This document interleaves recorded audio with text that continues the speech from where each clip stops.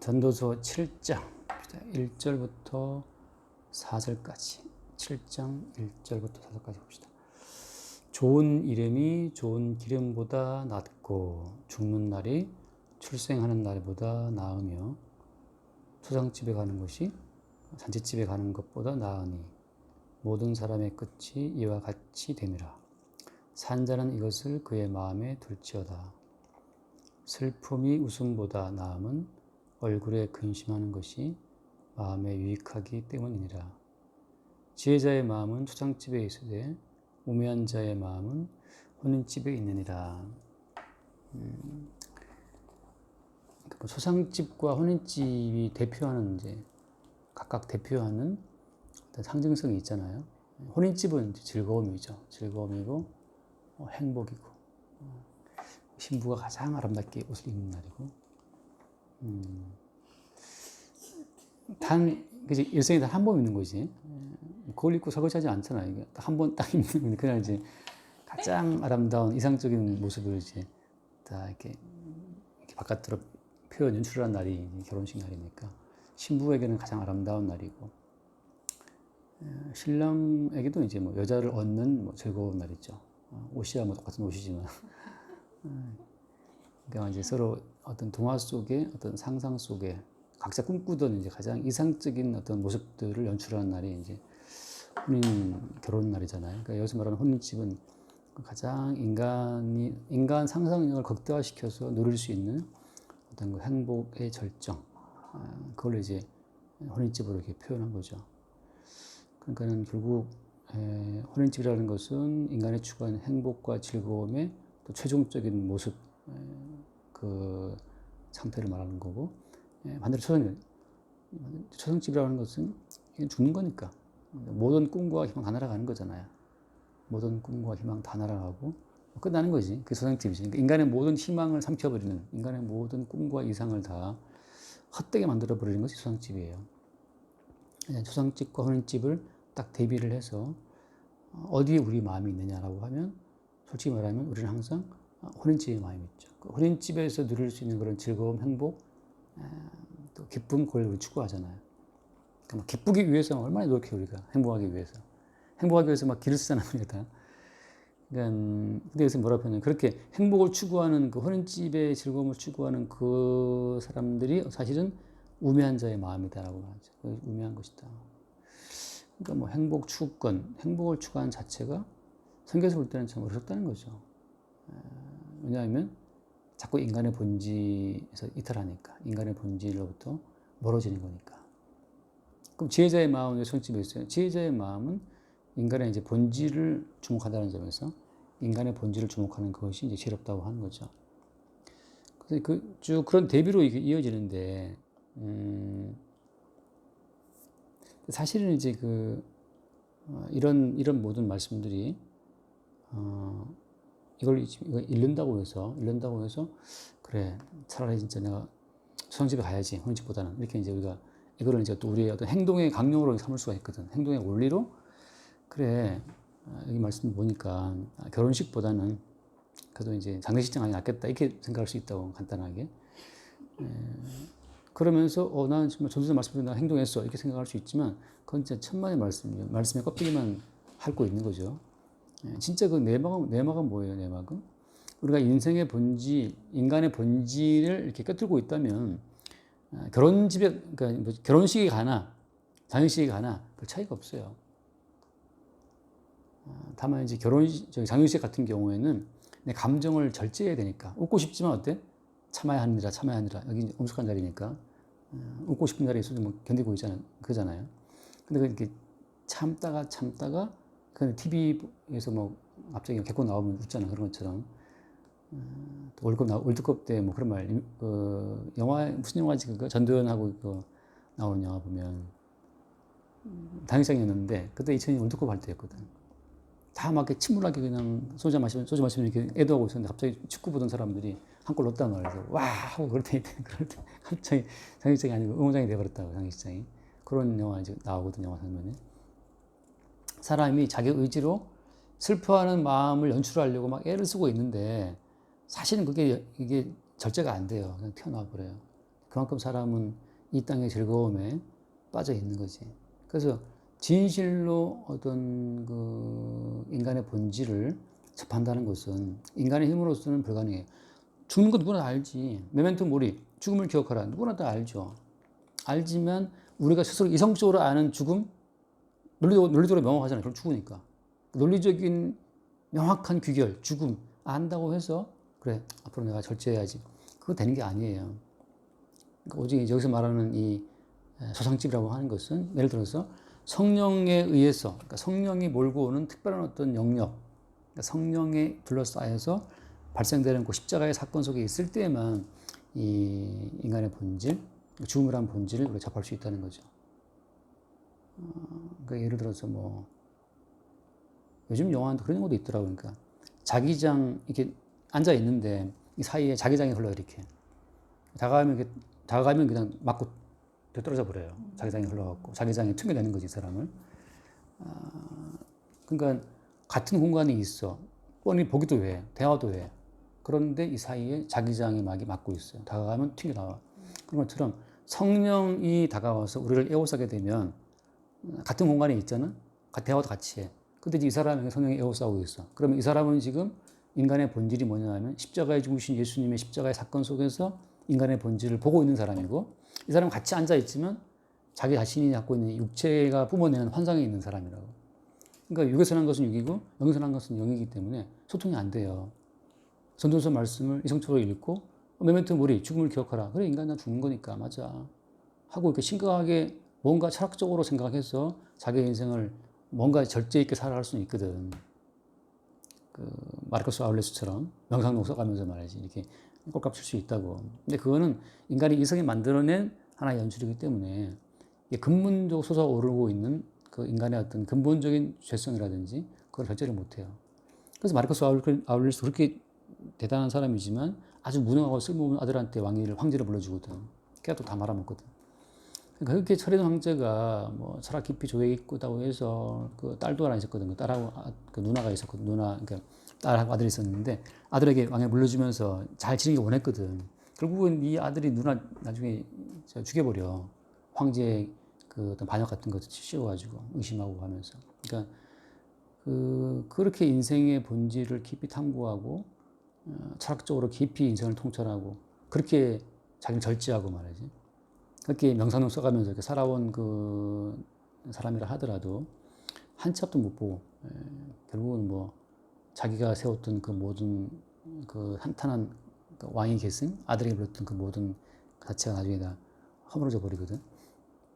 그러니까 여기서 말하고 있는 전도서 모든 말씀은 난 성령 안에서 지혜자의 마음과 오매한 자의 마음이 갈라지는 거지, 성령으로 아니하고서 인간적인 어떤 의지에 의한 이성에 의해서는 이 본질을 모른다는 거죠. 그래서 이제 일단 여기서 말하는 그 핵심은 그거죠. 인생을 볼 때 하나님이 인생들을 향해 내리신 저주를 기반에 깔고 본다고 하는 게 첫 번째예요. 그러니까 결혼식하고 뭐 행복하게 살아야 돼, 뭐 행복해, 뭐 이 모든 건 다 헛소리예요. 왜냐하면 하나님이 모든 인생을 저주했기 때문에 모든 인생은 사실 매일매일 저주받고 매일 다투고 싸우고 가인이 아벨 죽이고 형제가 막 죽이고 형들이 요새 팔아먹듯이 그냥 형제들이 형제를 팔아먹고 하는 그런 일이 늘 벌어진다고. 그리고 그 암논이 이복 동생 다말을 강간하잖아요. 강간하고 다윗이 자기 부하의 아내를 또 건드리잖아. 그러고 이거 뭐 개판이거든. 롯은 딸들과 관계를 해서 자식을 낳고 하는 이 모든 혼돈과 혼란이 그냥 하나님이 추방하신 인간 세계의 본질이거든. 그러니까 뭐 인간 세계가 행복할 것이야. 순백 드레스를 입고 웨딩 마치 맞춰서 행동하고 그러면은 행복이 있을 것이냐? 그건 그냥 환상이에요. 그러니까 성경에서 말하는 핵심이 뭐냐? 지혜자의 마음 수렁집에 있다. 그래서 하나님이 내리신 사망의 선고에 기반을 두고 인생을 봐야 된다는 것이. 그러니까 원래 인생은 그 유명한 대사 있잖아. 그 달콤한 인생에서. 몰랐어? 인생 괴로운 거야. 그 대사 알아요? 황정민이가 했던 대사인데 황정민이가 이병헌을 칼로 막 찌른 다음에 이병헌이 막 쓰러지니까 몰랐어? 인생은 괴로운 거야. 막 그러거든. 그때 이병헌이가 가방에서 총을 꺼내갖고 쏘지. 정말 괴로움을 주지. 그 황정민이에게. 나중에 칼총으로 죽여버리거든. 그러니까 인생, 그래서 또 몰랐어? 인생 괴로운 거야. 그게 인생의 본질이에요. 그러니까는 모든 인간이 죽음 속에 있다. 근데 그 죽음이라는 게 행복한 안락사 말하는 게 아니거든. 서로 찢고 뽑고 싸우고 찌르고 하면서 죽는 그 처참한, 그게 이제 가인과 아벨 사이에 보여주는 거거든. 가인이 아벨을 죽이고, 사람들은 예수를 팔아먹고, 베드로도 예수를 배반하고, 유다도 잠시 예수 팔아넘기고, 이건 그야말로 평안한 죽음이 아니고 아주 고통스러운 죽음을 보여주는 거예요. 하나님 내리신 형벌 자체가. 아파도 그냥 온갖 뭐 치매가 오고 뭐 중풍 와서 그냥 정말 똥오줌 갈기면서 그렇게 주변 사람 고통을 주고, 그게 인생이거든. 생각하면 끔찍하지 진짜. 그러니까 요양은 앞으로 좋아져야 돼요. 요양은 좋아져야 돼. 자꾸 이제 사람 수명이 늘어나고 서구가 되잖아요. 식생활도 좋아지고 약 좋아져갖고 빨리 안 죽어 사람이. 그러니까 아프면서 길게 끄는 거지 그냥. 그 다 죽어가는 사람 영양제 나중에 좀 가거든 좀 이렇게. 그 약의 힘으로 어떤 음식의 힘으로 이제 수명을 늘어나 보니까 병만 키우는 거지 그냥 인생이. 인생은 길어졌으나 각종 병균의 온상지가 됐어 사람 몸이. 그러니까 앞으로 더 인생이 고통스러운. 그러니까 이 웃기는 거예요. 복지가 좋아져서 인간 수명이 늘어났다. 하나님이 내리신 저주의 형벌은 사라지지 않아요. 다시 말하면 그 저주가 그냥 쭉 이어질 뿐이야. 그러니까 어떻게 해도 인간은 하나님의 저주를 피할 수 없어요. 그러니까 뭐 행복하게 복지를 늘리고 뭐 전 국민들한테 뭐 준다 그러지? 질환치료금도 주고 뭐 아무리 주고 요양원 늘리고 뭐 한다 하더라도 결코 인간은 행복할 수가 없게 돼 있어요. 하나님이 내리신 저주 가운데 있기 때문에 그냥 저주를 받아내는 거지. 그게 이제 초상집에 가서 보라고 하는 지혜인데 이거를 누가 보냐고 못 봐요. 성령이 와서 덮어씌운 사람에게만 그 진실이 다가와. 그게 다가오면 예식장 가서 결혼식을 보고 있더라도 어때요? 그 예식장에 먹는 그 음식을 먹으면서도 원래 죽음 가운데 있는 자들이 십자가에 죽으신 예수의 은총으로 주어지는 선물로 그 예식장의 음식을 맛있게 먹고 올 수가 있거든. 난 초상집 음식을 난 좋아하는 편인데 물론 이제 그 육개장이 맛있어야 되는데 어떤 집은 되게 맛없는 집도 있어 초상집에. 그럼 정말 되게 실망이거든. 근데 마치 그런 거죠. 이게 그러니까 일단은 첫 번째 원칙은 뭐냐? 모든 인간은 하나님 내리신 저주의 저주의 선고, 판결 가운데 지금 집행 중이라고. 모든 인간은 하나님 내리신 그 저주의 선고를 받아서 지금 그 하나님 내리신 판결이 집행 중이야. 저주를 받고 늙고 평생 땀 흘리고 살다가 죽는 거죠. 그 저주 가운데 있다는 거. 그게 첫 번째 진실이고, 두 번째는 뭐냐 하면 우리가 받아야 될 이 모든 인생살이의 저주를 예수님이 대신 받았다라고 하는 거거든. 그게 예수님이 이제 요한복음에 보면 나오지만 첫 번째 행했던 표적이라는 표적이 어디서 했어요? 그 가나의 그 어린 잔치에서 물로 표적을 바꾸죠. 그 사건이거든. 다시 말하면 생각해봐. 저주 받은 땅에 결혼식이 무슨 의미가 있어요. 결국은 그래서 포도주가 떨어지는 거야. 저주받은 땅에서 아무리 행복을 하려고 애를 쓰고 결국은 포도주가 떨어져 버려요. 즐거움이 끝나요. 뭐 남녀 만나갖고 우리는 너무 궁합이 잘 맞아 막 이렇게 자기 가지고 산다 하잖아. 행복 계속 이어가느냐? 아니 언젠간 그 행복이 끊어져요. 근데 지금 황혼이혼 하자 하고 이제 막 싸우면서 갈라진단 말이지. 그러니까 젊을 때 그 행복이 포도주가 딱 끊어진다니까요. 그러니까 거기에서 이제 주님께서 등장하시는 거예요. 하나님이 내리신 저주는 늘 시행되고 있는데 두 번째 원칙은 무엇이다?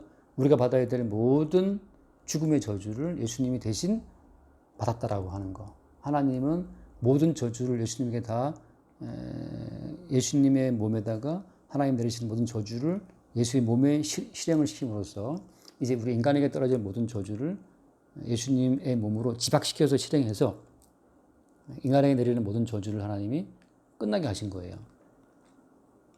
그래서 우리 생각할 수 있지. 끝났는데 왜 이 지경이냐, 왜 이 모양이냐라고 할 수 있잖아. 첫 번째 원칙은 저주 가운데, 두 번째 원칙은 예수님이 그걸 대속했다고 하는 거. 세 번째 원칙은 뭐냐 하면 성도의 경우는 지금 성도가 받는 모든 고통이라고 하는 것은 십자가에서 우리의 그 저주를 대신 받으신 그 예수님이 대신 받으신 저주가 무엇인지를 아는 방향으로의 지금은 저주고 힘든 거예요. 하지만 우리가 죄를 지어서 우리가 지은 죄 때문에 하나님이 우리를 바로 때리는 게 아니야. 우리가 지은 모든 죄에 대한 형벌은 예수님이 다 맞았어요.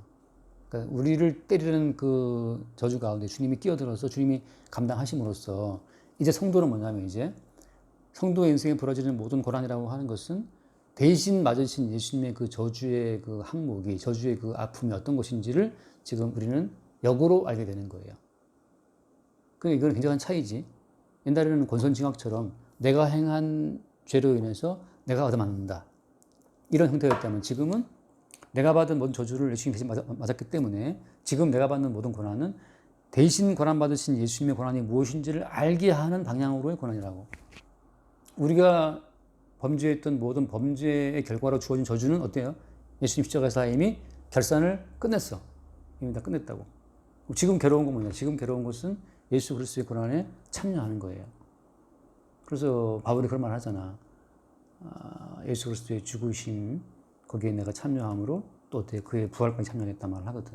그러니까 지금 우리가 고난받는 것은 예수님의 고난과 죽으심에 참여하는 방식으로의 고난이죠. 그래서 여기 말씀의 대조가 그거예요. 초상집이 있고 혼인잔치가 결혼식장이 있으면 지금 우리 입장에서는 결혼식장에 가나 초상집에 가나 우리 입장에서는 지금 동일해요. 동일해. 뭐가 동일한 거야?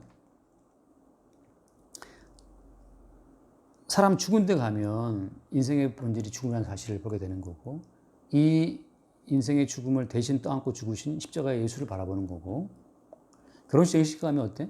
결국은 끊어질 인간의 행복을 예수님 십자가의 죽음으로 다시 영원한 생명으로 이어두시는 예수님의 영원한 혼인잔치를 바라보는 거고 그런 점에서 성도 입장에서는 나가나 들어오나 항상 발견되는 것은 예수님의 은혜예요. 그게 신명기에 28장에 나와 있는 너희가 들어가도 복을 받고 나와도 복을 받고 떡반진 그릇이 복을 받고 그 모든 복의 실체라는 거지. 성도 입장에서는 망해도 복이고 잘돼도 복이고 이게 사람이 죽어도 복이고 결혼식을 해도 복이고 왜? 이미 그리스도 예수 안이라고 하는 특별한 자개장 속에 있으니까. 그리스도 예수 안에서는 정죄함이 없다. 그리스도 예수 안에 있는 자에게는 생명이 있는 거란 말이죠.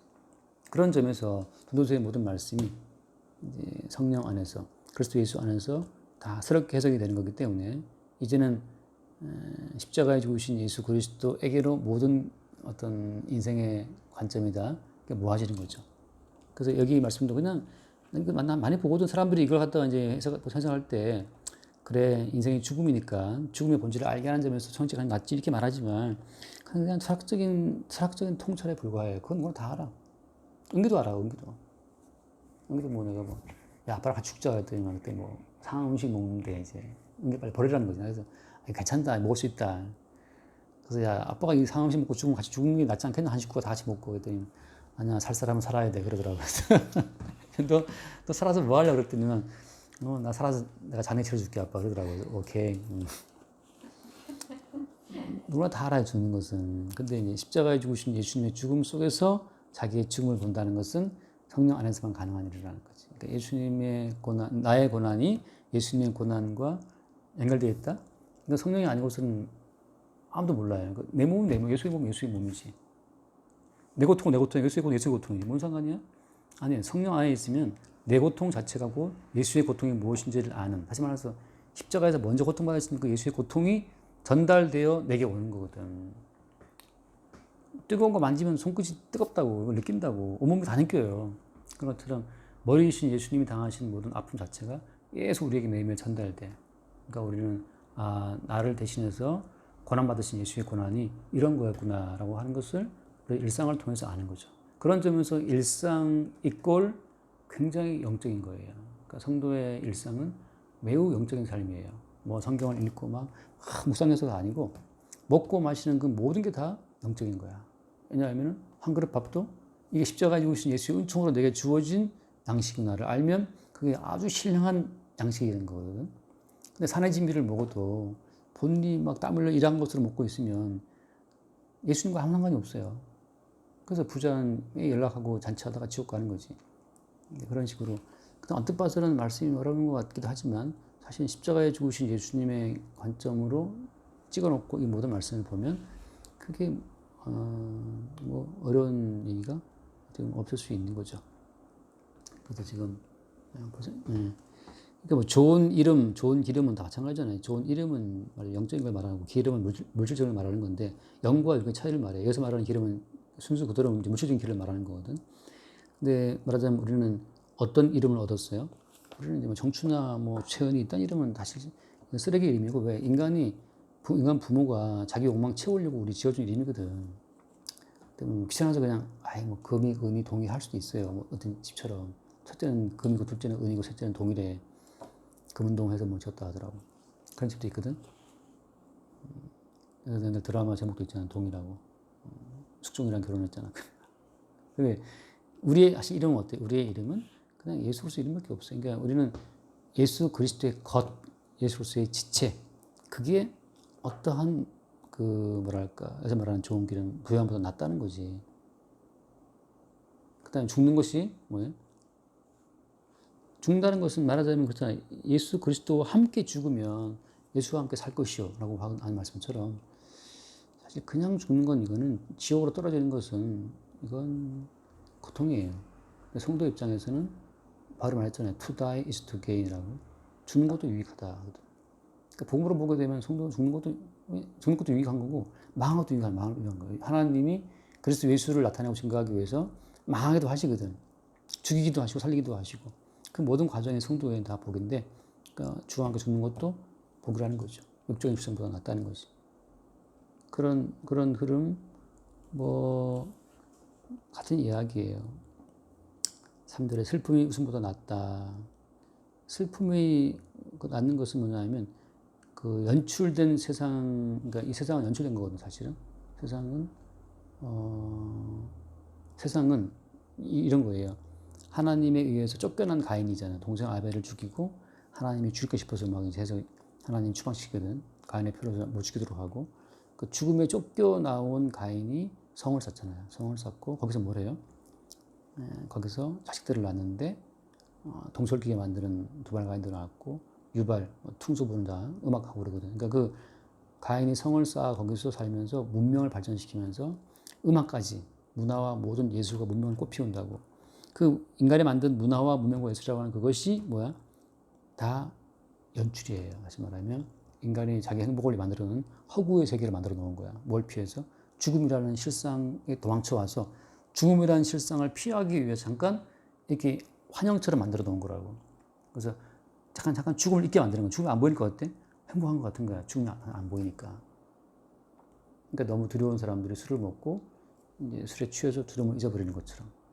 항상 술 깨면 어때? 더 고통스럽고 이제 더 다가간다고, 세게 다가간다고. 현실의 그 아픔이라고 하는 것이. 그러니까 인간의 인생은 거대한 연출이에요. TV를 켜봐. 다 하하호호 예능하고 많이 났잖아. 다 너무 즐거운 것 같아. 근데 갑자기 뭔가 자살했다 뭐 그래. 즐거운 것 같지만 사실 그렇지 않거든요. 세상은 연출이에요. 누가 보면 다 뭐 다정한 듯 걸어가지. 집에 가서 싸우고 황혼이혼하고 뭐 그런다고 바람 피고 뭐 개판이거든.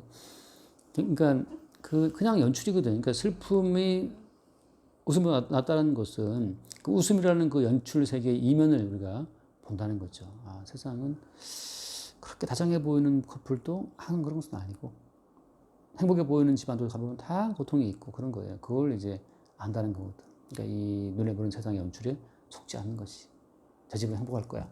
아니야. 분명 뭔가 있어.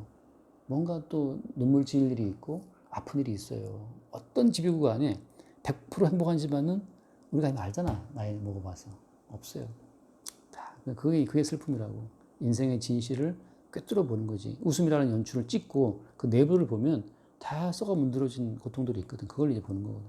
근데 결론은 마찬가지예요. 십자가에 죽으신 예수님의 그 죽음이라고 하는 주의 죽음의 현장 속에 있을 그때 모든 지혜가, 다시 말하면 엘라인들은 지혜를 구하지만 우리한테는 뭐가 지혜예요? 십자가 못 박히신 예수 그리스도가 우리에게 지혜지, 능력이지. 세상의 진실을 보게 하는 거니까 그렇게 매일매일 그 성령 안에서 십자가에 죽임당하신 주님의 죽음의 자리에 함께 있고 그분의 부활하신 자리에 함께 있게 되는 그 은혜가 중요하다는 거죠. 여기까지 합시다. 기도하시고 기도 마칩시다. 주님 감사드립니다. 죽을 수밖에 없는 저희를 위해서 은혜 베풀어 주신 주의 은혜 감사드리고 우리의 마음이 오직 우리를 위해서 십자가에 죽으신 예수의 그 은혜를 항상 바라볼 수 있도록 도와주시고 성령 안에서 항상 그 그 은혜를 주목할 수 있도록 인도해 주시기를 원하며 우리 주 예수 그리스도의 이름으로 기도드립니다. 아멘. 주님 감사합니다. 죽음의 본질을 보게 하시고 하나님이 세상에 내리신 형벌의 그 깊이를 십자가의 아픔을 통해 깨달을 수 있도록 우리를 인도하여 주옵시고 이제 우리의 인생을 통해 남은 인생을 통해 십자가에서 주님이 친히 감당하신 그 대속의 무게를 대속의 깊이를 더 깊이 우리의 몸을 통해 깨달아 알 수 있도록 우리를 이끌어 주옵소서. 우리 주 예수 이름으로 기도드립니다. 아멘. 수고하셨습니다.